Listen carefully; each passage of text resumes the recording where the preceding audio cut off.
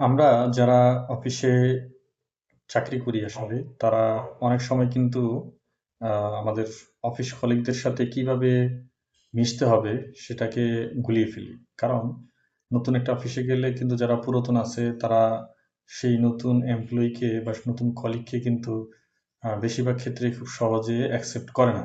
সেক্ষেত্রে নতুন এবং পুরাতনের মধ্যে যে একটা আ একটা স্ট্রং একটা গুড ফেয়ার একটা কোলাবোরেশন হবে বা একটা এক নতুন একটা রিলেশন তৈরি হবে, এটা কিন্তু সহজ না বিষয়টা।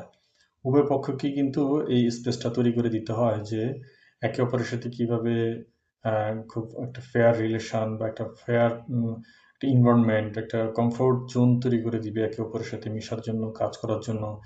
তো এটা কিন্তু উভয়ের জন্যই খুব গুরুত্বপূর্ণ এবং উভয়কেই কিন্তু এগিয়ে আসতে হয়। অনেক সময় দেখা গেছে যে আমরা অফিসে নতুন এসেই কিন্তু না বুঝে অফিসের পরিবেশ, পরিস্থিতি, ম্যানেজমেন্ট, এনভায়রনমেন্ট না বুঝে কিন্তু আমরা এমন কিছু স্টেপ নেই বা এমনভাবে কাজ শুরু করে দিই বা এমনভাবে মানুষের সাথে মেলামেশা করি বা নিজের মতামত, অভিব্যক্তি এমনভাবে প্রকাশ করি যে আ না চাওয়া সত্ত্বেও, অনিচ্ছা সত্ত্বেও কিছু বিভাজনের মধ্যে পড়ে যাই, তাই না? কিছু মানুষের পছন্দের মধ্যে, কিছু মানুষের অপছন্দের মধ্যে কিন্তু আমরা পড়ি।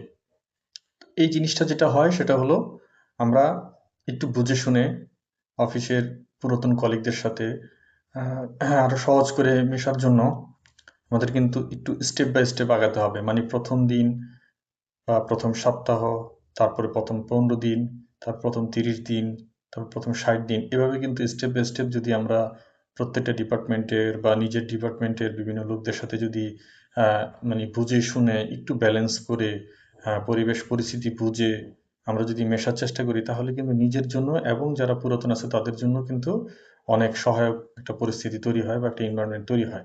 এটা সবাইকে খেয়াল রাখা উচিত। তো আশা করি যারা নতুন এমপ্লয়ি নতুন করে কোনো কোম্পানি জয়েন করবেন, আমার এই অভিজ্ঞতাটি আপনাদের কাজে লাগবে ইনশাল্লাহ। ধন্যবাদ সবাইকে।